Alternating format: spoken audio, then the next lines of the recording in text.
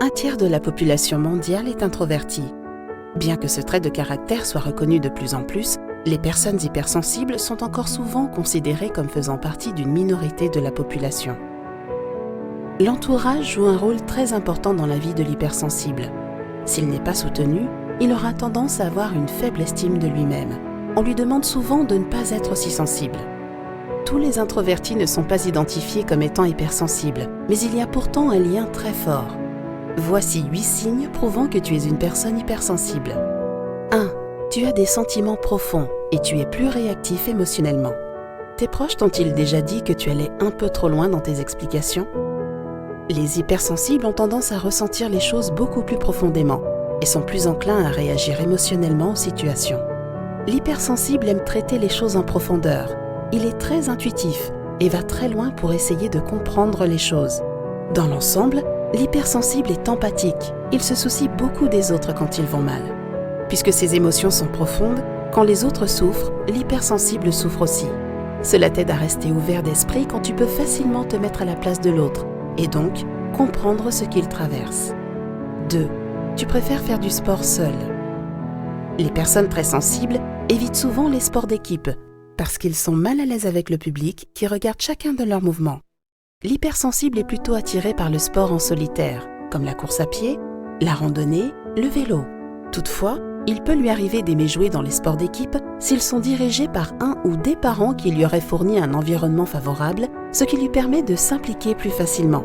Si tu étais encouragé par une famille bienveillante et de bons amis, tu pourrais toi aussi te retrouver à pratiquer un sport d'équipe. 3. Il te faut plus de temps pour prendre des décisions. Tu es soucieux de prendre la bonne ou la mauvaise décision, même s'il n'y a pas de bonne ou mauvaise décision. Par exemple, tu prendras plus de temps à choisir ce que tu veux manger dans le menu d'un restaurant. En effet, tu as tendance à prendre toutes les options en compte. Même si tu as une idée de ce que tu vas choisir dans le menu, tu ne peux pas t'empêcher de penser aux autres hypothèses et d'explorer la possibilité de choisir d'autres plats en fonction de leur description. Quand il s'agit de prendre de grandes décisions qui peuvent changer ta vie, comme l'endroit où tu souhaites aller ou la carrière que tu veux suivre, tu peux te sentir paralysé et dépassé. 4.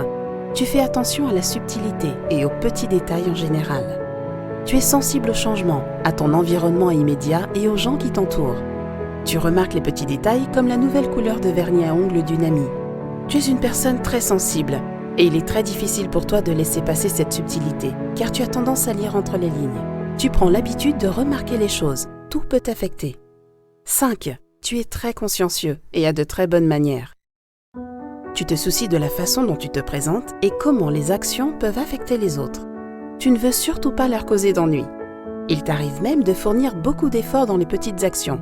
Par exemple, tu t'assures de remettre un article à l'endroit où tu l'as pris lors de tes achats, pour éviter à un membre du personnel de le faire lui-même. Tu es le genre de personne à toujours penser au serveur à la fin de la soirée pour son service et à laisser un pourboire généreux. Cela te met mal à l'aise de ne pas montrer ta reconnaissance et de ne pas être agréable aux autres. 6. Tu es sujet à l'anxiété ou à la dépression. Surtout si tu as eu beaucoup de mauvaises expériences dans le passé. En tant que personne hypersensible, si tu vis de nombreuses expériences négatives dans ta vie, tu vas certainement développer de l'anxiété ou faire une dépression au fil des années. Pourquoi? Parce que ton système nerveux fonctionne souvent en mode anxieux, lorsque tu ne te sens pas en sécurité dans ton environnement. Ton système nerveux est destiné à t'alerter d'un danger potentiel. Alors quand il est habitué à faire ça en abondance, cela t'oblige à rester à l'affût pendant de longues périodes. C'est pourquoi il est crucial d'avoir des parents, un entourage qui se soucie de ta sensibilité.